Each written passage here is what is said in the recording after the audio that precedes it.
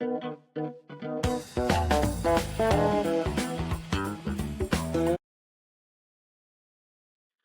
वालेकुम listeners and viewers, उम्मीद है आप सब लोग ठीक ठाक होंगे। द गली क्रिकेट शो की नए एपिसोड के साथ आप सबको खुश आमदीद। मैं हूं शयान और मेरे साथ मेरे गेस्ट एंड को होस्ट शहरियार एंड तैमूर। और आज के एपिसोड पे हम लोग डिस्कस करेंगे पाकिस्तान वर्सेस न्यूजीलैंड की on going T20 series. 3 matches हो चुके हैं। पहला वॉश आउट हो गया था, तो अब इवनली पॉइज सीरीज है 1-1 के लिहाज से। Pakistan one the second T20, New Zealand one the third T20। और हम लोग थोड़ा सा डिस्कस करेंगे कि what went well for Pakistan and for New Zealand and areas of improvements for both teams for the remainder of the series and going into the World Cup later this year. तो अगर आप लोग इस चैनल पे नए हैं तो please go ahead and subscribe to the channel, like this video, share this video, और साथ साथ अपना फीडबैक भी छोड़ते जाएं as that will help us to come out with better content for you guys. तो पाकिस्तान ने दूसरे T20, पहला T20 was a washout, तो दूसरे T20 में Pakistan bowled out New Zealand very cheaply and it was a really easy chase for Pakistan. Rizwan came in with a blitz. Irfan Khan also stepped in with a good steady knock as well. जहाँ पे मसले हुए पाकिस्तान को वो 30-20 में हुए थे, जहाँ पे शुरू में थोड़ा थोड़ा सा स्ट्रगल की बैटिंग हमारी, फिर मिडिल ओवर्स में थोड़ा सा स्ट्रगल चलता आ रहा था until Shadab Khan and Irfan Khan Niazi came in and rescued the batting lineup, altogether. Bowling हमारी दूसरे T20 में अच्छी थी।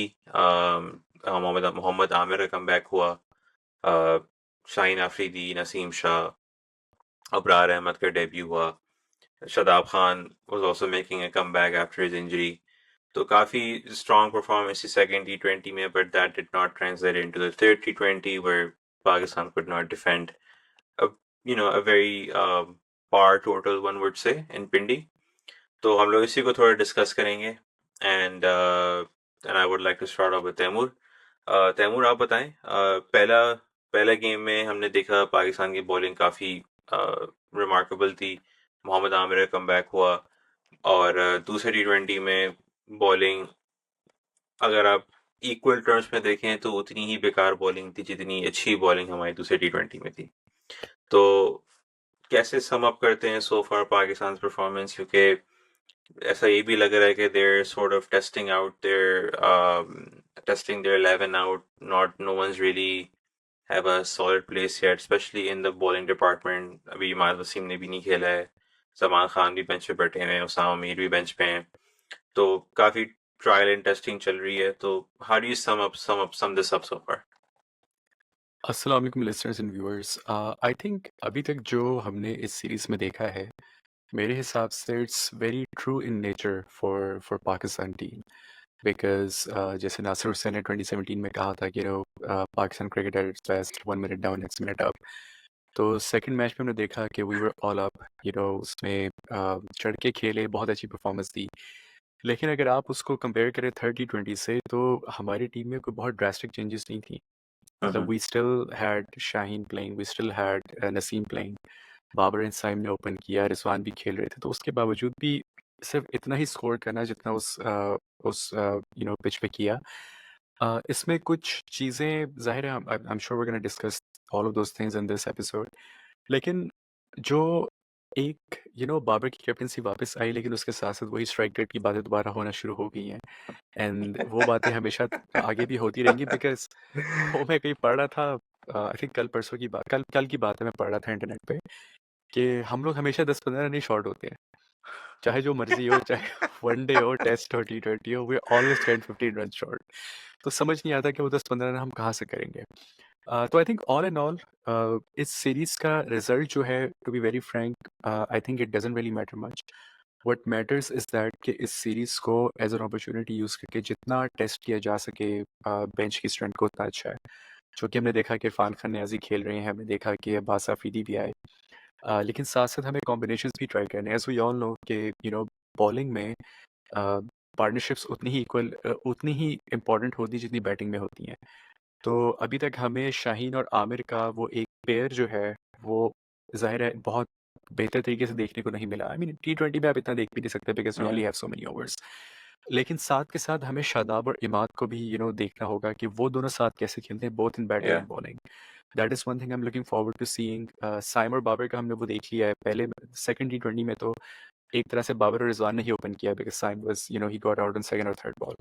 तो वो भी एक एक प्रोसेस है बिकॉज़ फिर देन इस उस्मान खान नंबर 4, अगर आप उस्मान खान के स्टैट्स देखें when he is batting in top 3 versus when he comes after number 3 position, बहुत बड़ा डिफरेंस है। तो उनको कैसे एडजस्ट करना है, उनको कितना लॉन्ग रन मिलता है, अभी तक वो इतना अच्छे से इंप्रेस नहीं कर पाए। तो ये चीज़ें मेरे हिसाब से देखना ज़्यादा ज़रूरी हैं, तो आई एम श्योर कि ये इस पे टीम मैनेजमेंट भी काम कर रही होगी। But all in all I would say कि अब तक कोई एक बहुत एक्साइटिंग कुछ देखने को नहीं मिला किसी भी एंगल से। हाँ, ये ज़रूर है कि जो आने वाले मैचेस हैं, उसमें और आगे जो आयरलैंड की भी सीरीज़ आएगी, उसमें आई थिंक जितना ये नए लड़कों को प्रोलॉन्ग रन देकर ट्राई कर सके उतना बेहतर, because ultimate goal is a T20 world cup. So anything we can do to prepare for that is what matters the most. नहीं, बिल्कुल आपने बेंच स्ट्रेंथ की बात की। इस सीरीज में ऑलरेडी पाकिस्तान टीम को 2 झटके लग चुके हैं। आजम खान का टेर हुआ। लग रहा है उन्होंने काकुल में बॉयज ने उनको थोड़ा एक्स्ट्रा पुश दे दिया था, बेचारे अफेक्ट हो गए। इस पे भी थोड़ी बात करेंगे, ऑल जोक्स साइड। अगर आप लोगों ने देखा हो तो आजम खान की आज एक स्टोरी भी चल रही थी फेसबुक पे, to whom it may concern वाली। अच्छा जी, मैंने मिस कर दी। नहीं, क्या था? जीरो जीरो टैलेंट एंड 100% नहीं, कुछ ऐसे ही कुछ था। To whom it may concern ऐसे कुछ करके लिखा था। मैं शेयर करता हूँ आप लोगों के साथ। ज़रूर, बट ज़रूर। Anyways, so Azam Khan is injured. Rizwan now has been ruled out as well. Hasibullah has replaced these guys. तो कॉम्बिनेशन का जो इशू चलता हुआ आ रहा है वो looks like it will carry on. But Usman Khan पे काफी बातें हो रही हैं कि नंबर 3 पे खेलना चाहिए। टॉप 3 में उनका अच्छा स्ट्राइक रेट है, अच्छा स्टैट्स हैं, जैसे तैमूर ने भी बात की। बट हम लोग अपने चैनल पे एक पॉइंट ये भी रेस करते हुए आ रहे थे कि आपने रेस किया था कि if you are going to play Rizwan and Babar together, you have to play them as openers, otherwise they cannot function anywhere else within the team. तो अब क्योंकि रिजवान वन डाउन खेलते हुए आए हैं, उससे उस्मान खान इफेक्ट हुए हैं। अब रिजवान नहीं है तो do you see Usman Khan going up the order, and what kind of an impact do you see him playing now that if he does play at number 3? अस्सलाम वालेकुम लिसनर्स एंड व्यूअर्स। देखिए, इम्पैक्ट तो पॉजिटिव ही होगा, ठीक है, क्योंकि number 3 पे उस्मान खान आएंगे। हमारा जो एक इशू आ रहा है नंबर 3 का, होपफुली वो जो है उसको उसको उस अपॉर्चुनिटी को ग्रैब करके he will be able to make a case for himself. मगर मसला ये सीरीज नहीं है, मसला आगे का है। आप जो है वो नंबर 3 पे उस्मान खान को फिट इन करना चाह रहे हैं, तो भाई फिर आप ये भी बताएं ना कि आप फिर रिजवान और बाबर को कहाँ फिट करना है आपने। या तो आप उनको टीम से बाहर निकालें। बाबर को आप टीम से बाहर निकाल नहीं सकते क्योंकि अब वो कप्तान बन गए, ठीक है। तो वो अब अगर साइम और बाबर ओपन कर रहे हैं, उस्मान खान नंबर 3 पे आ रहे हैं, तो फिर फखर कहाँ जाएंगे। रिजवान इंजरी अभी हो गई है, अभी तो वो बाहर हो गए हैं, ब्लेसिंग इन डिस्गाइज हो गई है उस्मान खान के लिए। मगर जब वो फिर रिकवर कर जाएंगे तो वो फिर कहाँ खेलेंगे। तो हमने पहले भी अपने एपिसोड में बताया था कि भाई ये टोटल कंफ्यूजन है। इनको कुछ समझ में नहीं आ रहा है कि किसको किधर फिट इन करना है। PSL की बेस पे इन्होंने उठा लिया है, सबको लाके बिठा दिया है, स्क्वाड अनाउंस करके सबको एक जगह इकट्ठा कर लिया है। मगर इनको कोई समझ में नहीं आ रहा है कि किसको कहाँ खिलाना है, कैसे खिलाना है और कितना लंबा खिलाना है। मैं एक चीज और पढ़ रहा था कि मोहम्मद रिजवान को भी लोग वाइस कैप्टन ही बना देंगे। तो अगर वो वाइस कैप्टन आगे में बन रहे हैं तो फिर तो उनका ड्रॉप होना नहीं बनता। नहीं, और आज मैंने एक और जगह पढ़ा। अब ऑब्वियसली आप जब सोशल मीडिया पर होते हैं तो 10 किस्म की चीज़ें आपको देखने को मिलती हैं।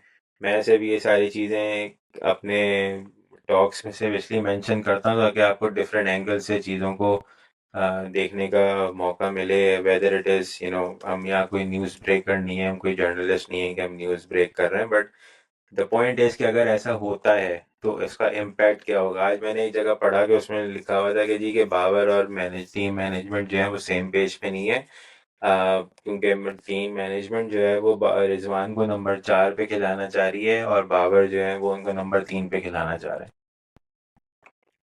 तो अब आप इससे अंदाज़ा लगाएं कि अब आपने फ़खर को बेंच पे किया हुआ है, उस्मान खान को 2 मौके मिल चुके हैं जिसमें वो बिल्कुल ही एक you know he doesn't look like कि उनका कोई बहुत ही इम्प्रेसिव पीएसएल अभी उन्होंने खेला है, ठीक है। और रिजवान अब इंजरी से बाहर हो गए, तो जब वो वापस आएंगे तो आप उनको कैसे फिट इन करेंगे, फ़खर को आप कहाँ फिट इन करेंगे। अगर आप फ़खर को नंबर 4 पे फिट इन करते हैं तो फिर आप जो आपका लोअर मिडिल ऑर्डर है आप फिर वहाँ पे क्या किसको खिलाते हैं, इमाद को कैसे फिट इन करेंगे आप। ठीक है, न्याजी को आप बाहर कर देंगे सीरीज के बाद, that's fine, nobody cares about him at this stage, मगर बात फिर वही आ जाती है कि अच्छा वो मैं इसलिए कह रहा हूँ ये बात कि नोबडी केयर्स अबाउट हिम क्योंकि अभी मैं ट्विटर पे देख रहा था उसकी सिलेक्शन पे और उसके जिस तरह से वो फास्ट ट्रैक हुआ है उस पर बहुत ज़्यादा बातें हो रही हैं कि जी वो पर्ची है, और उसको कोई प्रॉपर चांस मिला नहीं है, उस तरह से सिर्फ एक दो इनिंग्स की बेस पे उसको सेलेक्ट कर लिया एंड वॉट नॉट। तो मसला हमारा यही है ना कि जब कोई बंदा सेलेक्ट होता है तो या तो वो पर्ची होता है या वो किसी के मरूने मिन्नत होता है। टैलेंट पे तो कभी प्लेयर आता नहीं है, मगर जब वो प्लेयर बाहर हो जाता है ना तो फिर उसका सारा टैलेंट लोगों को नज़र आने लगता है कि जी कितना टैलेंटेड प्लेयर है। तो ये मसले मसाइल हैं हमारी टीम के और मुझे नहीं लगता कि सीरीज में ये कुछ भी सॉर्ट आउट होने वाला है। अ, ये देखें, पर्ची की जहाँ तक आपने बात की ना या फास्ट ट्रैक होने की बात की, अगर आपको याद हो तो मोहम्मद हारिस भी इसी तरह फास्ट ट्रैक होते होकर आए थे। पीएसएल में एक सीजन खेला था उन्होंने with Peshawar and next season he was fast track in the Pakistan team. तो अब वही मोहम्मद हारिस अभी सबके चीते बने हुए हैं ना कि भाई क्यों ड्रॉप किया हुआ है वहाब रियाज, कोई पर्सनल वेंडेटा है अगेंस्ट हारिस।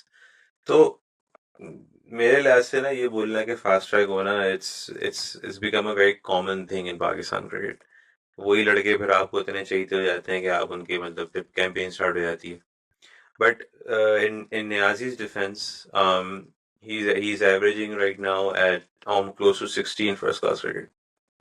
उसने 2 साल पीएसएल खेला, 2 साल में उसकी दोनों साल अच्छी परफॉर्मेंसेस थी कंसिडरिंग कि वो कहाँ खेलता हुआ आ रहा है। Right now in domestic T20 he averages 28 and he plays at 20 at number 6, number 5, number 6. तो नंबर के लिहाज से, पोजीशन के लिहाज से उसकी एवरेज काफ़ी आला है। आप ज़्यादातर आप नॉट आउट्स रहते हैं, इसी तरह आपकी एवरेज बढ़ती है at that slot, which is higher than Iftikhar and higher than Imad, what we have seen.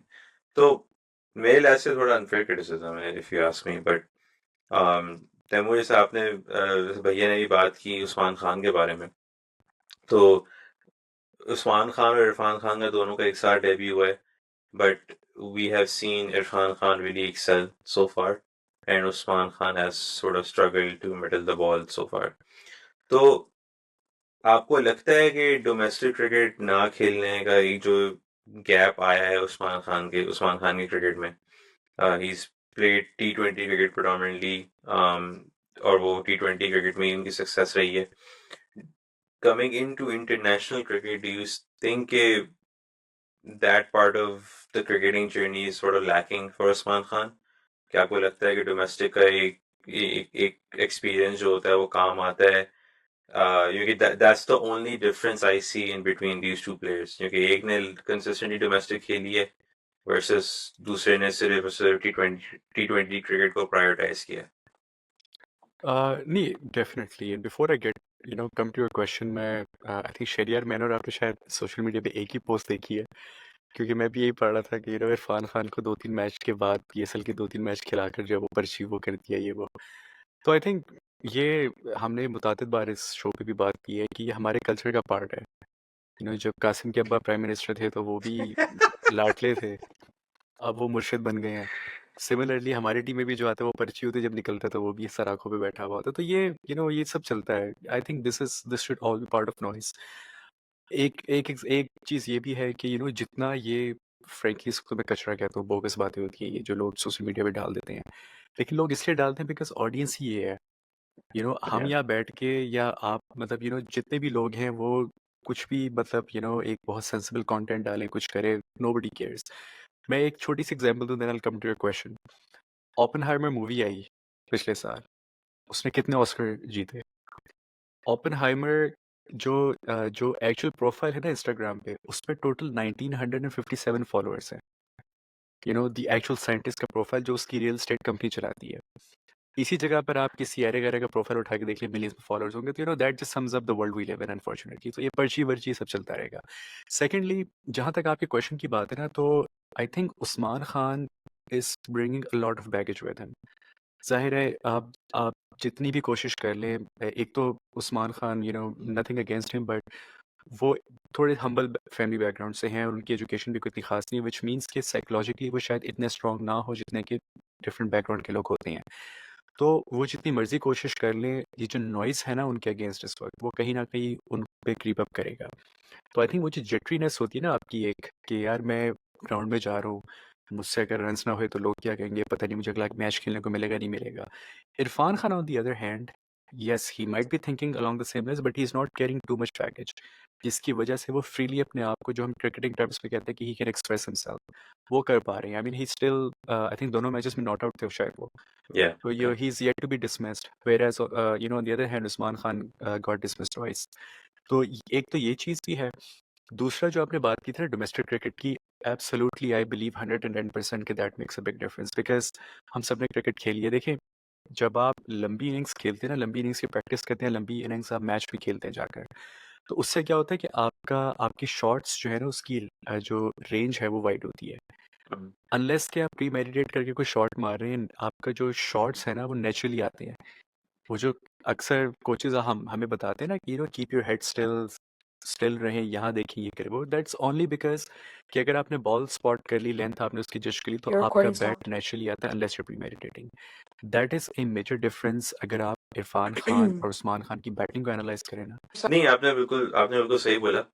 और मेरे लिहाज से इरफान खान, अभी मैं देख रहा था उसकी उसकी इनिंग्स देख रहा था। उसने मतलब इस सोदी को उसने बाहर निकल के छक्का मारा था।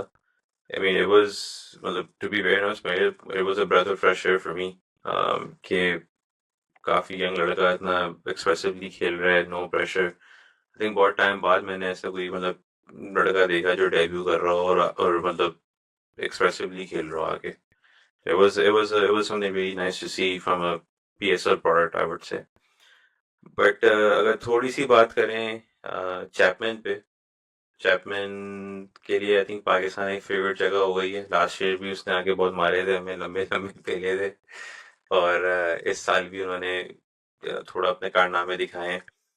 तो ऑल्दो उनको थोड़ी लक मिली थी, he was lucky in a sense कि कैच ड्रॉप हो गया था थोड़ी, frankly बहुत गंदी बॉलिंग भी कराई हमने। और how do you rate him so far in this current series? He seems to be that kind of a player that goes under the radar. मतलब Chapman, it doesn't look like he plays a lot of leagues.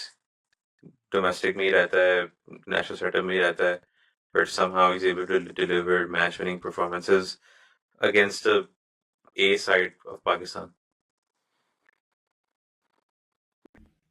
नहीं, I mean, to be very honest, Chapman, ठीक है, I mean, he is as a player, अच्छा है, lefty है, middle order में batting करता है, आगे बहुत फ्लुएंट है, once he gets going he never looks back, ठीक है। मगर उसकी frankly speaking जितनी भी उसकी performances पाकिस्तान में आई ना, it is all because of poor bowling and fielding by Pakistan.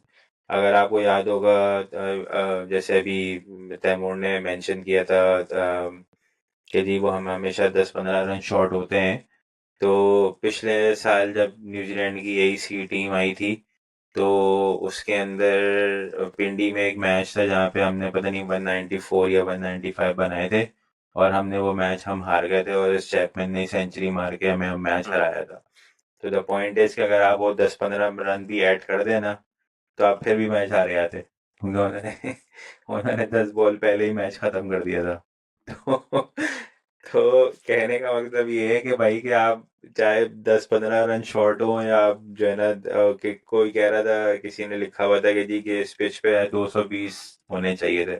हम्म, तो कहने का मतलब ये है कि भाई कि अगर आप इस पिच पे आपके बैटर्स अगर 220 बना रहे हैं ना, तो इट मीन्स कि अगली टीम जो है ना वो उससे भी ज्यादा रन बनाएगी, क्योंकि आपके बैटर्स अगर 220 तक पहुंच रहे हैं तो वो फिर बहुत ही कोई माठी पिच है। ये तो इससे ज्यादा आप और कुछ नहीं कह सकते, क्योंकि आपको चैलेंजिंग पिच पे या ट्रिकी पिच पे आपके बैटर जो है ना कभी भी कोई इस तरह का स्कोर नहीं करेंगे। yeah, तो coming back to Chapman, credit to him कि वो जिस तरह से पुअर बॉलिंग को एक्सपोज करता है। अगर आप उसकी बैटिंग देखें तो वो जो है ना क्या नाम है, गंदी बॉल को, उसकी शॉट सिलेक्शंस बहुत क्लियर हैं। उसको अपने एरियाज का पता है कि भाई कि मुझे किधर का बॉल किधर मारना है। हमारे वालों की तरह नहीं कि बस आंखें बंद करके एग्रेसिव एग्रेसिव स्टाइल में आने के उसमें जो है ना वो आगे बस अंधाधुंध मारना शुरू कर देते हैं, उनको अंदाज़ा भी नहीं होता कि वो किस कहाँ पे किस तरह से अटैक करना है। अ, मगर वही वाली बात है कि वो जिस तरह से उसको बॉलिंग होती है, ही कैशेज इन। और फिर बात वही है कि जब आपने क्रिकेट अच्छी खेली भी हो ना, तो जब आपका एक दफ़ा लगना शुरू होता है ना, तो फिर वो बहुत आसान हो जाता है। उस सिचुएशन में जब आप फ्लो में आ जाते हैं तो फिर आपको रोकना बहुत मुश्किल होता है। और यही मसला पाकिस्तान टीम का है कि चाहे आप मिडिल ओवर्स में बैटिंग हो या मिडिल ओवर्स में बॉलिंग हो, हमारी दोनों एरियाज में हम बहुत ही पथेटिक हैं। और ये जो अभी एक स्टैट चल रहा था कि जी के सिंस 2022 वर्ल्ड कप हमने 14 T20 में से सिर्फ 5 मैचेस जीते हैं। ठीक है। तो उसकी वजह यही है कि हमने जो है ना वो इन एरियाज पे बजाय इम्प्रूव करने के हम और हमारी परफॉर्मेंसेस और डिक्लाइन हुई हैं। तो जब तक हम इसको सॉर्ट आउट नहीं करेंगे तो हमारा वर्ल्ड कप में भी यही हाल होगा जो हम अभी पिंडी में या अपने होम सीरीज में देख रहे हैं। नहीं आपने बहुत अभी मैं इसी पे आने वाला था। Seventh over to the 15th over का जो पीरियड है, मिडिल ओवर्स की जो पीरियड है, जहाँ पे पाकिस्तान की बैटिंग एंड बॉलिंग दोनों स्ट्रगल करती आ रही है। अ, इसकी यू नो इसकी रीजनिंग काफ़ी लोग दे रहे हैं, बट तैमूर मैं आपसे जानना चाहता हूँ, बैटिंग के लिहाज से अगर आप देखें तो on paper your batting is, it has the firepower to, you know go along with the run rate that has been set in the power play, but for some reason middle overs में हमारा run rate काफी, it falls below the radar. I would say like 6 या 7 के run rates हम लोग चल रहे होते हैं, and then around 15th over हमारी फिर बाउंड्रीज लगना शुरू होती हैं। um, तो और फिर अगर आप उसमें आए, बॉलिंग में आए, तो पावर प्ले में अगर हम लोग को विकेट्स मिल गई, जैसे आई थिंक भैया ने एक सेशन में बात की थी, अगर आपको शाहीन शाहीन ने अगर आपको पावर प्ले में विकेट दे दी तो वही आपको मिलेगी, वरना फिर तो आप अल्लाह तवक्कुल चलेंगे कि भाई कोई और विकेट कहीं से गलती से कोई अपनी विकेट फेंक के चले जाए। तो do you see any reason why this has become a pattern? और क्योंकि मैंने भी बात की थी कि हम लोगों में हमारे लड़कों में ना एक अगर थोड़ा सा भी प्रेशर पड़ता है ना, तो उनकी एक प्लान एग्जीक्यूशन थोड़ी आउट हो जाती है। अगर वो आउट होती है तो फिर ऐसा उसके उसके बाद ऐसा लगता है कि एक बैकअप प्लान अगर है या नहीं है, अगर है तो वो भी नहीं चल रहा होता है, या तो ये लोग बैकअप प्लान बना के आते ही नहीं है। तो इसको भी थोड़ा अगर आप एक्सप्लेन कर सकें कि प्लान की एग्जीक्यूशन कितनी इंपॉर्टेंट होती है इन इन दीज सिनेरियोज, कि अगर आप जो एग्जीक्यूट करना चाह रहे हैं वो ना हो रहा हो तो। नहीं, आपने जो ये शाहीन वाली बात की है ना, ये तो आई थिंक जब से हम लोगों ने ये शो स्टार्ट किया, हम लोग तब से ये बात कर रहे हैं। Because it has become a universal fact unfortunately, it has become such a pathetic trend, I would say, कि unless we get a wicket in the power play, like you said Shayan, कि अल्लाह तवक्कल फिर हमें कोई विकेट मिलती है। अच्छा, इसमें जो है हम लोग, ज़ाहिर है हम लोग 10-15 रन शॉट की भी बात करते हैं, but we not just we but the Pakistani cricket fans in general, कोई इस बारे में ज़्यादा बात नहीं करता कि यार हमारी बॉलिंग भी कंटिन्यूसली कॉन्स्टेंटली फेल हुए जा रही है। शाहीन ने एक ओवर में 23, सॉरी नसीम ने एक ओवर में 23 रन दिए हैं। आई मीन अगर आप इस पर न्यूजीलैंड और पाकिस्तान की टीम का मवाजना करें, तो पाकिस्तानी टीम अगर आप खाली बेंच को भी खिला देना तो it's a royalty compared to what New Zealand has brought with them. It's a fact because हमारे प्लेयर्स का जितना एक्सपोजर है, अब आप देखिए हमारी टीम के जो बेंच पे भी लोग बैठे हुए हैं, उन्होंने कितनी लीग्स खेली हुई जा जाकर, चाहे वो बीबीएल है, चाहे वो बीपीएल है, चाहे वो सीपीएल है या पीएसएल है। कंपेयर करें हम न्यूजीलैंड के प्लेयर्स को, उन्होंने कितनी कोई लीग्स खेली हैं। इनफैक्ट वो तो इस वक्त पाकिस्तान में आए हुए ही इसलिए क्योंकि उनको लीग खिलाता ही नहीं है कोई। वो तो अपनी ठीक लीग है, नहीं खेलते। हाँ हाँ एग्जैक्टली उनको घर में कोई नहीं खिलाता इसलिए वो यहाँ आ जाते हैं। जिमी नीशम ठीक कह रहा था कि we're back for the yearly visit। जहाँ तक प्लान्स की बात है ना कि ये बीच में क्या होता है, देखें it's a bitter truth that we all have to accept कि हमें अभी तक जो है स्टेडीनेस और एक्सेलरेशन में डिफरेंस पता ही नहीं चला, जो कि पावर प्ले के बाद 15th ओवर तक हमें करनी है। We have a perfect game plan for the first 6 overs. We have a near perfect game plan for the last 5 overs. But what happens in the middle 9 overs, nobody knows. उस जहाँ तक आपने plan की बात की, देखें it's a T20 game, ठीक है। अगर आपके 2 विकेट्स गिर भी गए तो आपने कितना कोई रोक लेना खुद को, मैक्सिमम 2 ओवर रोकेंगे, उसके बाद तो आप वापस अपने प्लान पे आ जाएंगे ना कि यार मैंने 8-9 की एवरेज रन लेके जाना है, unless the pitch is behaving you know बहुत मतलब डिफरेंटली बिहेव करिए, जो कि अगेन T20 सर्किट में बहुत रेयर होता है बिकॉज मोस्टली आपको पिचेस मिलनी ही वो हैं जो बैटिंग फ्रेंडली होती हैं। कुछ आपको नॉर्मलीज मिलेंगे लेकिन for the most part you get batting friendly pitches no matter where you play. तो I think I have no better answer than what you already stated Shayan, you alluded to it कि हम जब शेल में चले जाते हैं ना, हम जब पैनिक हो जाते हैं, जब 1-2 विकेट्स गिरते हैं, तो we have no idea how to come out of it. The strike rate is important, और मुझे पता नहीं क्यों शादाब खान की प्रेस कॉन्फ्रेंस में ये भी फीलिंग आई थी कि he was also bit annoyed by the fact कि we are again playing slow in those hours. अगर शादाब खान और इरफान जूनियर जो है वो इरफान खान न्याजी सॉरी उस पॉइंट पे आकर इतना तेज़ी से खेल सकते हैं, then every batter before them is a proper batter. I would only say, it doesn't hurt to expect better from them. So I think the problem lies within that. It's not always the planning or the execution or whatever. It's the intent that we're lacking. यार क्या डर लगता है आपको अगर आपसे एक match में 50 नहीं होगा? मैं बाबर की बात नहीं कर रहा, मैं साइम की रसूँ, मैं किसी एक प्लेयर की बात नहीं कर रहा, मैं ओवरऑल बात करूँ कि यार अगर एक मैच में आपके 25-30 रन हो जाएंगे, it's okay, it's a T20 match. One day test की बात नहीं करें। So I think the intent is the factor which is shown by the likes of Shadab, Iftikhar, and now Irfan Khan as well. But the other people have to show the intent as well. नहीं, इसमें मैं जो है ना सिर्फ एक चीज़ add कर दूं कि देखें, ये जो बात हो रही है ना कि मैंने शादाब की मैच में भी प्रेस कॉन्फ्रेंस सुनी थी और आज भी जो उसने प्रेस कॉन्फ्रेंस की है वो मैंने सुनी है। I am getting a feeling like कि वो जैसे आपने मेंशन किया ना कि ही इज गेटिंग अनॉयड के यार कि वो बहुत हमने स्लो खेला है और हमें जिस तरह का स्टार्ट मिला था हमें कैपिटलाइज करना चाहिए था। बट द पॉइंट इज कि यार कि आप जब हम हमारे प्लेयर्स का आपको अभी तक अगर अंदाज़ा नहीं हुआ है तो you can only blame yourself, मगर हमारे प्लेयर्स का स्किल सेट है ही नहीं मिडिल ओवर्स में at a higher rate score करने का। हमारे प्लेयर्स को स्पिनर खेला नहीं जाता, ठीक है। अभी पिछले मैच में आप देख लें, इस सोदी को उसने 4 ओवर में 25 रन दे के 2 विकेटें ले गया वो, ठीक है। और हमारे स्पिनर जो हैं वो चाहे अबरार हो या शादाब हो, वो ऐसे रन खा रहे थे जैसे पता नहीं यानी कि वो कोई शायद पहली बार इंटरनेशनल क्रिकेट खेल रहे हैं, राइट। तो आ, ये दो दो मेजर इश्यूज हैं कि हमारे प्लेयर्स जो बैटर्स हैं उनको ना स्ट्राइक रोटेशन आती है इन द मिडिल ओवर्स। ये हमने बहुत प्रोमिनेंट ये इशू देखा जब हम वर्ल्ड कप खेलने गए थे इंडिया में। हमने देखा कितनी डॉट बॉल्स वहाँ पे लोग खेल रहे थे, किस तरह का स्ट्राइक रेट वहाँ पे लोगों का था, किस तरह से वो लोग स्ट्राइक रोटेशन उनकी इस सिरे से थी ही नहीं, सही है। यही इशू आपका T20 में भी है।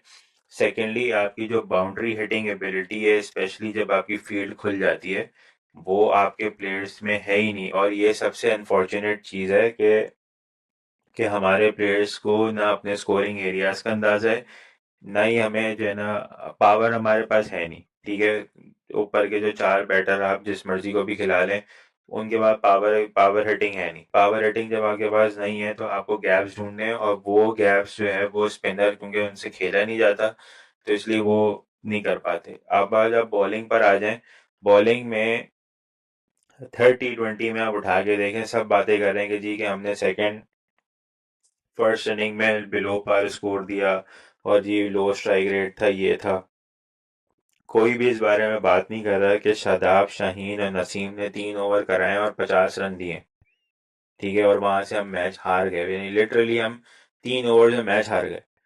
सही है, तो आपने क्या कमाल कर लिया हारिस रऊफ को बाहर करके, जो जो टेपिया जिसको बोला जाता है, और जी के वो पर्ची हैं और ये हैं और वो हैं, वो बहुत बड़े बॉलर हैं। नसीम शाह ने तो हमें वर्ल्ड कप जितवाना था ना, ओडीआई का, वो वर्ल्ड कप में नहीं थे, उसकी वजह से हम वर्ल्ड कप हार गए। तो अब आप उनका हाल देख लें क्या हो रहा है। राइट, कि आपके प्रीमियम बॉलर शाहीन और नसीम जो है वो 3-3, 4-4 ओवर के कोटे में 40+ के रन खा रहे हैं। राइट, तो ये इश्यूज हैं। स्पिनर आगे कितनी विकेटें ले रहे हैं, अभी पिछले मैच में कितनी विकेटें ली है स्पिनर ने? नहीं ली ना विकेट। तो नवाज को बाहर करके आपने क्या क्या अचीव कर लिया, यू नो। तो कहने का मतलब ये है कि जो आप सिर्फ और सिर्फ शक्लें चेंज कर रहे हैं, प्रॉब्लम वही है, उस प्रॉब्लम को कोई एड्रेस नहीं कर रहा है। आप जिन प्लेयर्स को लेकर आ रहे हैं वो प्लेयर्स भी एड्रेस नहीं कर पा रहे हैं। ठीक है, सिर्फ आप रोटेशन कर रहे हैं कि नहीं, इसको बिठा के इसको ले आओ, इसको बिठा के उसको ले आओ। हरकतें सबकी एक जैसी हैं, ना किसी से खेला, ना बैटिंग हो रही है किसी से, ना बॉलिंग हो रही है किसी से। और ले दे के आपने एक इजी टारगेट ढूंढा हुआ है कि जी सारा जो है ना उठा के गन जो है ना वो कैप्टनसी के मत्थे मार दो, कि हाँ जी हम वो dark and defensive captaincy era is back. ये आपकी हेडलाइन बन रही है, इसी पे जो है ना मंजन बेचते रहो लोगों को जी, कैप्टनसी अच्छी नहीं थी। वो भाई आपके प्रीमियम बॉलर 3 ओवर में 50 रन खा रहे हैं, कौन सा कैप्टन आके वो उसको जो है ना वो डिफेंड करेगा? ठीक है कि आपकी बैटिंग अच्छा, बैटिंग पे भी आप आ जाए, आपके जिनके जिनके लोअर स्ट्राइक रेट थे वो तो 12-13 ओवर में बाहर हो गए थे। तो आखिरी 8 ओवर में आपने क्या किया है? ठीक है, वो शादाब साहब कह रहे हैं कि जी के T20 में कंसिस्टेंट रन करना आसान काम है, इम्पैक्टफुल इनिंग्स खेलना मुश्किल काम है। तो भाई हमारी टीम में आप बताए ना कि कंसिस्टेंट रन बाबर और रिजवान के अलावा करता कौन है? नहीं, अच्छा शरिया, ये इम्पैक्टफुल इनिंग्स होती क्या है? मुझे तो ऐसे ये समझ नहीं आ रही। मतलब एक बॉल पे छक्का मार दिया, ये ज़्यादा बड़ा इम्पैक्ट है कि आप दूसरी बॉल पे आउट हो गए, 300 के स्ट्राइक रेट से आप खेल के आए, इज़ दैट एन इम्पैक्ट? या फिर ये इम्पैक्ट है कि आपने जो है 150, अगर टीम ने स्कोर किया तो उसमें 50-70 रन आपका है? तो ये इम्पैक्टफुलनेस की जो लोग बात करते हैं ना, ये मेरी समझ से ऊपर से चली जाती है। नहीं, इम्पैक्टफुल इनिंग, चलो भाई आप शादाब ने जैसे 20 ओवर में 20 बॉलों पे 40 रन मारे, ठीक है, मैच की सिचुएशन चेंज हो गई, आपको एक रिस्पेक्टेबल टोटल तक लेके चले गए, आपको एक चांस मिल गया आपके बॉलर्स को कि they can try to defend that total. चलो वो आपने एक इम्पैक्टफुल, उसको आप इम्पैक्टफुल कैटेगरी में डाल सकते हैं कि जी क्या आपने इम्पैक्टफुल इनिंग्स खेली है। मगर द पॉइंट इज कि जहां पर आप अब जो आप पहले बात कर रहे थे ना कि भाई कि हमारे प्लेयर्स एक शेल में रहते हैं, उनका इंटेंट नजर नहीं आता, वो जब हमने वो भी फेज देखा है कि जब हमारे प्लेयर्स इंटेंट शो करते हैं विदाउट यूजिंग देयर ब्रेन्स, तो हमारी जो है ना लाइन लग जाती है। ठीक हुँ। है, अभी आप एक स्कोर कार्ड चेक करेंगे 60 फॉर 2, आप एक ओवर के बाद आएंगे, आपको पता चलेगा जी कि वो 66 फॉर 5 हो गए बैठे बैठे। ठीक है, क्या हो रहा था भाई कि वो इंटेंट शो कर रहे थे, वो एग्रेसिव बैटिंग करने के चक्करों में लगे हुए थे। तो हुँ। हमारे टीम के डायनामिक्स बहुत डिफरेंट हैं। मुझे इतनी हंसी आती है जब हमारे फैंस जो हैं वो लोग बैठ के पाकिस्तान टीम को ऐसे एनालाइज कर रहे होते हैं जैसे कोई बहुत ही ये स्ट्रक्चरल टीम है, इसके पास प्रोसेसेस हैं, रोल डिफाइन हुए हैं लोगों के। भाई यहाँ पे सब आवे का आवा बिगड़ा हुआ है।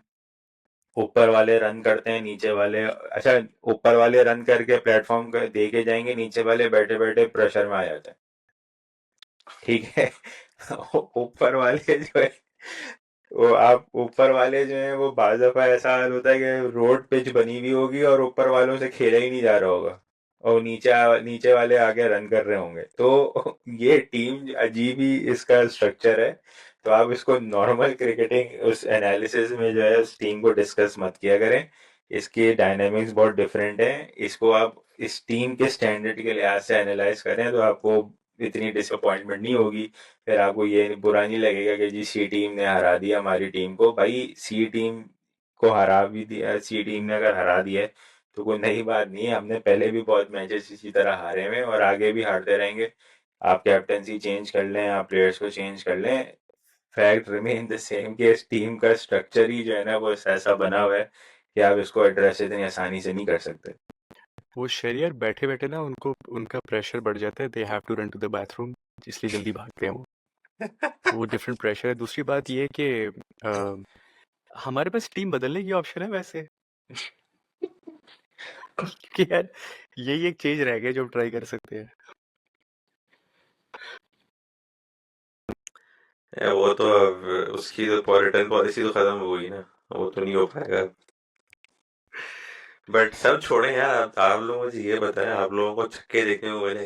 इतना इतना काकुल जाके हमने वेट ट्रेनिंग की, पहाड़ियां हाइक की हमने, पत्थर ले ले हाइकिंग की, यार छक्के बी हमें देखने को मिले कि नहीं मिले, आप बी मुझे ये बताएं। बी स्पेसिफिक, किन छक्कों की बात कर रहे हो आप? नहीं, स्टैंड में होंगे मगर स्टैंड में गए नहीं। क्योंकि क्योंकि उनके मारे हुए छक्के स्टैंड में नहीं गए, तो स्टैंड में कैमरा नहीं गया, तो स्टैंड वाले छक्के वैसे भी नजर नहीं आए हमें। नहीं, उसका आउटकम ये निकला है कि दो बंदे जो ने कोई एक अपना गोडा लेके बैठ गए, एक अपनी टांग लेके बैठ गए, और अब पता नहीं अभी जब तक ये सीरीज खत्म होगी तो और कौन क्या क्या लेके बैठेगा नहीं पता अभी। यार ये कसम से, ये अगर हम यूट्यूब पे अपलोड ना करें उतना मैं फिर आपको बताता कि जैसे मेरा मेरा सवाल इस पे ये बनता है कि आपने क्रिकेटर्स, जैसे मैं आजम खान की एग्जांपल लेता हूँ, राइट? आजम खान, अगर आप आजम खान की एग्जांपल लें तो you have someone who बेयरली passes cricket fitness, ठीक है? आपने उनको भेज दिया काकोल, जहाँ पे मिलिट्री लेवल की फिटनेस होती है जो काफी इंटेंस लेवल की होती है, और स्ट्रेंथ कंडीशनिंग कह लें या वेट कंडीशनिंग, जो भी कह लें आप, whatever you want to call it, but the intensity of it is very severe. Or and everyone is going through the same level of intensity. मतलब हर एथलीट, मतलब हर बंदे की, हर क्रिकेटर की बॉडी की रिक्वायरमेंट अलग होती है, हर क्रिकेटर की बंदे की हर उसका अपना ट्रेनिंग प्लान होता है। Not everyone is going to train in the same way, क्योंकि भाई सबकी लिमिटेशंस हैं।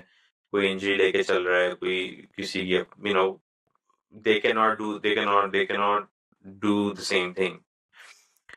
ये बात, मतलब अगर मुझे और आपको समझ में आ रही है, जो टू बी फ्रैंकली ऑनेस्ट, मतलब हम लोग कोई वेट ट्रेनर्स नहीं है, हेल्थ साइंसेज में हमारा किसी से कोई ताल्लुक नहीं है, but these things make sense in our heads. वहां पे क्यों नहीं, मतलब आपने एक मीडिया पैनल, आपने मेडिकल पैनल बनवा लिया कि भाई एहसान उल्ला का केस सही सही जज हुआ है कि नहीं हुआ है, लेकिन आप इसके लिए पैन नहीं बना सकते कि भाई किस बंदे की क्या रिक्वायरमेंट है, वो कितनी ट्रेनिंग कर सकता है, वो ताकि वो इंजरी प्रोन ना हो। दीज गाइस आर वेरी, मतलब जैसे कहते हैं ना, फास्ट बॉलर्स आर, क्या कहते हैं, रिफाइंड मशीन्स, या ऐसी कोई टर्म है फास्ट बॉलर्स का। तो why is this not the case with PCB and with the army trainers कि भाई आपने हर किसी को एक, you have to take care of them. मेरा नहीं ख्याल कि इन्होंने सबको एक ही ट्रेनिंग रजीम से गुजारा होगा। दैट्स हमने आजम खान का क्लिप ज़रूर देखा कि वो हिल क्लाइंब कर रहे थे, जो सबने किया हुआ था, लेकिन वो कितने टाइम में किया, उनको कितनी टाइमिंग कंस्ट्रेंट दी गई थी। आई एम प्रिटी श्योर, मुझे फैक्ट्स नहीं पता, बट मुझे ये लगता है कि हर इंसान की रिक्वायरमेंट के हिसाब से उनका ट्रेनिंग रजीम जो है वो टेलर की गई हो। यार वीडियो से तो नहीं लग रहा था। जो वीडियोस तो वीडियोस हमने क्लिप्स हैं, देखी हैं वो तो सिर्फ क्लिप्स हैं, so that's why I am saying कि I could be wrong, but मुझे ये लगता है कि इन्होंने डेफिनेटली टेलर किया होगा। भाई देखें, हमारे पास जो कॉन्क्रीट एविडेंस है ना, वो ये है कि जी के हमारे हेड कोच आके बोल रहे हैं कि our players could be fatigued, क्योंकि उन्होंने काकुल में बहुत हार्ड ट्रेनिंग की है।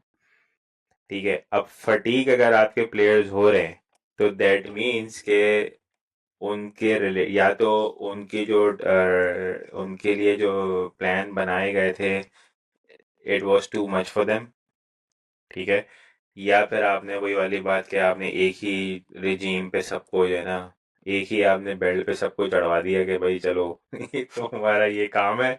जैसे वो पहले के दिन आ रहे थे ना कि हर कोई 2 किलोमीटर भाग रहा है, और उस जी फला ने 6 मिनट में, फला ने 9 मिनट में, फला दो तीन लोगों के तो नंबर ही नहीं आए बाहर। ठीक है ना, तो ये ये दो पॉसिबिलिटीज हो सकती हैं। अब हमारे चेयरमैन साहब जो हैं वो कमेटी बनवा रहे हैं कि जी के एहसान उल्लाह का केस लुक देखा जाए कि जी के वो मेडिकल स्टाफ की जो है वो गफलत थी या नहीं थी। ओ भाई, आप मुझे ये बताया ना, ये जो रिजवान और आजम खान बाहर जो हो गए इंजरी से, ये किसी गफलत से बाहर हुए हैं? इस पे कौन कमेटी बनाएगा? ठीक है, तो और इससे एहसानुल्लाह पे बात क्यों हो रही है भाई? इससे पहले ज़रा शाहीन के भी बात करें ना, नसीम की भी बात करें कि उनके जो 3-3 4-4 महीने जो ज़ाया हुए हैं इंजरी की वजह से, वो किसकी गफलत की वजह से ज़ाया हुआ है? तो बात फिर वही आ जाती है कि भाई कि जब तक आप, वही घूम फिर के हमने पहले भी ये बात की थी कि आपकी जब तक क्रिकेट में प्रोफेशनलिज्म नहीं आएगा, प्रोफेशनल लोग जब तक आपकी क्रिकेट में नहीं आएंगे, वो इसी तरह की हरकतें करते रहेंगे। अब आप मुझे बताएं ना, आपने काकुल के कैंप से कितने कितने पावर हिटर्स जनरेट कर लिए? कितने आपको जो है ना वो बाउंड्रीज, छक्के तो आप छोड़े ना, आप बाउंड्रीज बताएं ना, कितनी बाउंड्रीज लग रही हैं? यहाँ तो लोगों से खेला नहीं जा रहा है, राइट? तो अब आप भाई पावर हिटिंग जो है वो आपको स्टैंड्स में छक्के मार देखने हैं ना अगर, तो उसकी वो ये स्किल सेट है। ठीक है, तो उसकी स्किल्स पे काम करें। आप दो लोगों को 2-2, 5-5, 10-10 किलोमीटर ना भगवाएं, या आप उनको टग ऑफ वॉर में ना लगवाएं। आप उनको उनको जो है ना आप ग्राउंड में ले जाके उनसे जो है पावर हिटिंग पे प्रैक्टिस करवाएं जाके डिफरेंट तरीकों से, तो वो आपको फिर छक्के देखने को मिलेंगे जो स्टैंड्स में जाएंगे। आप उनको जो है वो इस तरह की ट्रेनिंग देंगे ना, तो उससे बेहतर है कि इस टीम को वर्ल्ड कप नहीं, आप ओलंपिक्स खेलने भेज दें। दूसरी बात ये आई थिंक ये एक्सपेक्टेशन भी क्लियर होनी चाहिए सबके माइंड्स में कि यार इस ट्रेनिंग का मेन गोल क्या था, इसका क्या एक्सपेक्टेड आउटकम था। ये कोई क्रिकेट ट्रेनिंग तो थी नहीं, तो फिजिकल ट्रेनिंग थी, फिटनेस पे काम करना था। लेकिन बात वही है ना कि फटीग हो गए बेचारे, नन्हे मुन्ने हमारे खिलाड़ी हैं बेचारे, थोड़े से पुश करें फटीग हो जाते हैं। आपको याद होगा शोएब मलिक ने पवेलियन शो में बताया था कि जब फर्स्ट टाइम ये लोग काकुल गए थे इंग्लैंड की सीरीज से पहले, तो बड़ी फनी से उन्होंने बात की थी कि हम लोग तो बैठते भी पता नहीं ये कुछ मतलब कुछ चीज़ पकड़ के या कुछ ऐसे। तो डेफिनेटली एक चेंज इन रिजीम तो था, लेकिन उसका एक्सपेक्टेड आउटकम क्या था ये भी क्लियर करते तो बेहतर होता। मतलब उन्होंने स्टैंड में छक्के पिस्तौल से मारने सिखाए या कि मतलब क्या क्या करना चाह रहे थे वो भी बता दें। नहीं, वो आमिर आमिर की स्टेटमेंट आई थी कि भाई कि हम अपने स्टेमिना पे बहुत काम कर रहे हैं। वो हाँ, पता नहीं किस किस लिए काम कर रहे थे स्टेमिना पे, समझ में नहीं आई बात। आमिर भाई तो आजकल फुल कॉन्फिडेंट चल रहे हैं कि भाई वर्ल्ड कप हमारा है। हाँ, हमारा, वो हम वर्ल्ड कप हम नहीं लेने जाएंगे बस। हाँ, पम्प्ड चल रहे हैं फुल अब तो। बाबर वो कप्तान भी अच्छे हैं। वो कह रहे हैं वो कह रहे हैं कि भाई कि we have no reasons to lose, no कुछ excuses, no no no excuses anymore. Excuses, हाँ, इस तरह की कोई स्टेटमेंट दी। अबे भाई, बैटिंग आपसे हो नहीं रही है, फील्डिंग आपसे होती नहीं है ठीक है, आपके बॉलर 2-2, 3-3 ओवर में 50-50, 60-60 रन खा रहे हैं, और आप कह रहे हैं कि हमारे पास कोई एक्सक्यूज नहीं है। हमें तीन तो मैंने गिनवा दी, इसके अलावा इसके अलावा और कितनी एक्सक्यूज हमें देखने को मिलेंगी up to the world cup? आप कह रहे हैं हमारे पास कोई एक्सक्यूज नहीं है। यार ये वीडियो प्लीज मोहम्मद आमिर को भेजना है शायन आप पे किसी तरह। आमिर भाई अगर आप देख रहे हैं, माजरत, नहीं हमारे पास भी माजरत कोई नहीं, एक्सक्यूज नहीं है ऐसी बातें करने के लिए। आमिर भाई अगर आप देख रहे हैं तो आप माजरत करें क्योंकि 3 हमने गिरवा दी। वही तो वही ना, अगर आप देख रहे हैं तो आप प्लीज एक्सक्यूज कर लें। आप हाँ, ना देखेंगे कोई। अभी अभी करने से पहले 3 से ज्यादा बात जाए। ओ यार टू मच। अल्लाह, मुझे लग रहा है हमारा चैनल रिपोर्ट होगा, किसी दिन रिपोर्ट हो जाएगा चैनल ये। नहीं नहीं बेशक करें। अच्छा ये एक आखिरी में मजे की बात करूँ, ये जो लोग होते हैं इनको बोलने का बड़ा शौक होता है, इस तरह की बातें जो करते हैं, इनसे ग्राउंड में कुछ नहीं होता। Not just in Pakistan cricket team, हमारे माशाल्लाह पाकिस्तान के जितने लोग क्लब्स में भी खेले होते हैं उनका भी यही हाल होता है। हमारे साथ ये एक भाई क्रिकेट खेलते हैं, उनसे आप बातें करवा ले बिठा कर सब कुछ ना, पहले मैच पे कैच आया ऐसे कैच पकड़ लेते, ऐसे करके छोड़ दिया। यार मैं वो कायदा ट्रॉफी तो नहीं खेले हुए।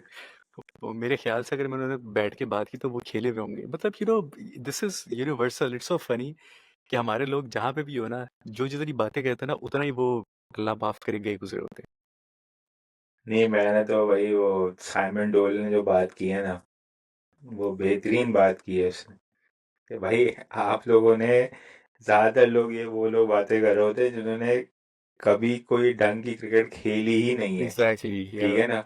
अब वो एक हैं बड़े मशहूर है, जमाना आजकल चल रहे हैं, वो लोग उनकी काफी ट्रोलिंग भी कर रहे हैं, उनको ज़ाहिर है वो उनकी व्यूवरशिप बहुत है, तो वो बेचारे लगे हुए हैं क्या जी के हमारा तो एक और वर्ल्ड कप गया, 9 वर्ल्ड कप हम हार गए, एक और वर्ल्ड कप हम हार जाएंगे, बड़ा बहुत मसले मसाइल हो गए हैं, कैप्टनसी चेंज हो गई है, फला बंदा आ गया, फला बंदा आ गया।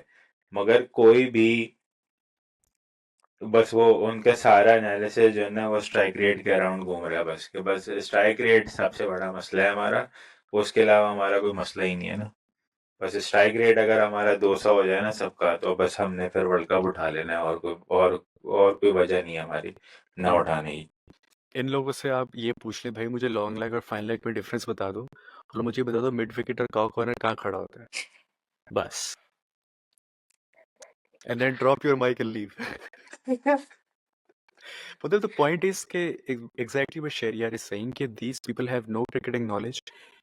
अल्लाह की देन से इनके पास कुछ व्यूअरशिप आ गई, फॉलोइंग आ गई है, तो दे जस्ट उसका एडवांटेज लेते हैं, उसका यूज करते हैं, they just keep saying whatever they want to say with no sense, no backing at all. कुछ लोग तो ऐसे हैं जो स्विंग को स्पिन कहते हैं, हाँ यार पैट कमिंस ने स्पिन कराई बॉल। स्पिन कराइए। सीम और स्विंग का डिफरेंस नहीं पता, मतलब बेसिक क्रिकेटिंग आपको नहीं पता होती। इन बंदों इन इन लोगों को ना, अगर आप दो बॉलें एक पकड़ा देना, कहेंगे यार बड़ी डिफरेंट बॉल है, वही बॉल दोबारा पकड़ाओ, कहेंगे यार ये अच्छी बॉल है। ये वो वाले लोग हैं ये। तो खैर, जोक्स असाइड, मूविंग फॉरवर्ड, आप लोग पाकिस्तान टीम की क्या सॉरी चेंजेस? शायद, सॉरी, हाँ। हमें कहना चाहिए facts aside.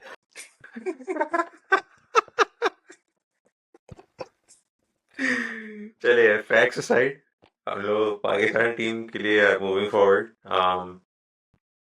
Any changes that you guys are seeing, और आप लोग के लिहाज से प्लेइंग 11 क्या होनी चाहिए, क्योंकि आई एम अज्यूमिंग कि अगले 2 T20, assuming कि Pakistan team management is serious about the series and the preparation for the World Cup, I assume कि ये लोग now from now on they will try to play their strongest 11.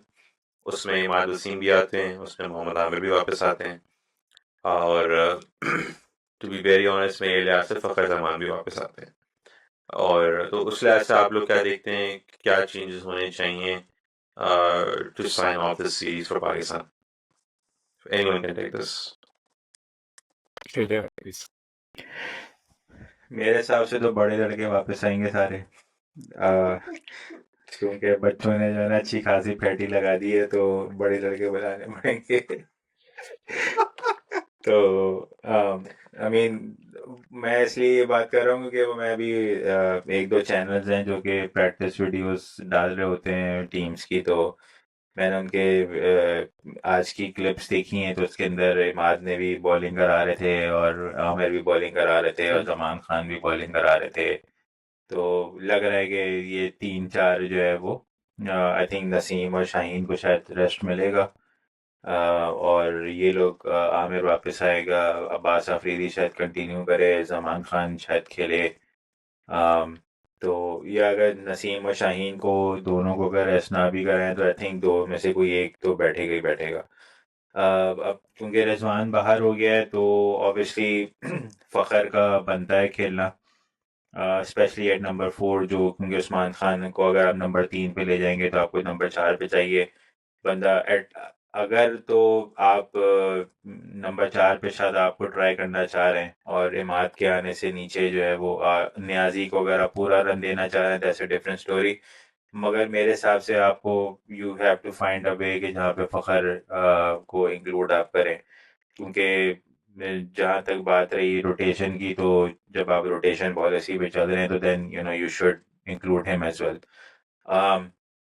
तो अब देखने वाली वही वाली बात है कि ऑब्वियसली फिर आप जब आप टीम कॉम्बिनेशन चेंज होंगे, आपके सीनियर प्लेयर्स वापस आएंगे, तो उससे ऑब्वियसली टीम की परफॉर्मेंस पे अफेक्ट होगा। जाहिर है कि इमाद के आने से या फ़खर के आने से या आमिर के आने से फ़र्क पड़ेगा, एक्सपीरियंस है उनको, अपने गेम का थोड़ा पता है ज़्यादा, तो एग्जीक्यूशन बेहतर होगी।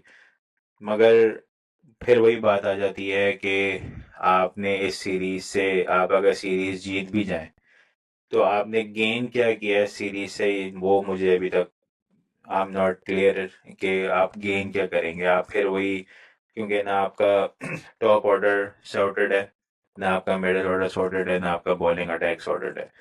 अभी जो तीसरे मैच में आपको फेंटी लग गई है, उससे ये चीज़ और ज़्यादा एविडेंट हो गई है कि आपकी चीज़ें इतनी क्लियर नहीं है, आपको बहुत ज़्यादा काम करने की ज़रूरत है। ऑब्वियसली इंग्लैंड और आयरलैंड का जो टूर है वो और भी ज़्यादा टफ होगा।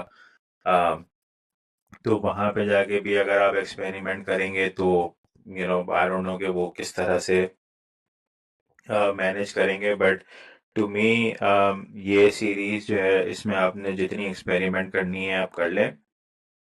You have to announce one squad that will go for England Ireland tour, and then basically वही स्क्वाड आपका वर्ल्ड कप का स्क्वाड होगा। आपके पास अब ज़्यादा रूम है नहीं एक्सपेरिमेंट्स करने का, और फ्रैंकली स्पीकिंग आपके पास कोई ऐसी ख़ास रिसोर्सेज है भी नहीं कि जिससे आपने बहुत ज़्यादा एक्सपेरिमेंट्स करने हैं। ठीक है, तो let's just go with the experience, जो आपके पास एक्सपीरियंस प्लेयर हैं, you know stick with them, उसमें आप एक प्रॉपर कॉम्बिनेशन बनाएं and then you know go with that best available composition.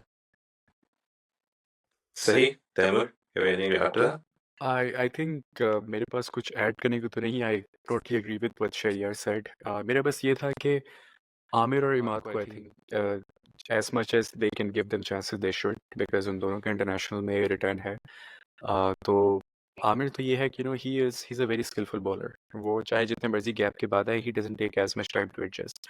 But I think Imad should definitely get the next 2 games, because again like I was saying earlier कि me as a fan would love to see how he performs in partnership with Shadab Khan, both in bowling and batting, because they're both all-rounders and they both can have a very significant impact with their bowling. और जो left और righty का combination है bowling में, ये बहुत matter करता है, और spin में तो in my opinion ये सोने पे सुहागा है।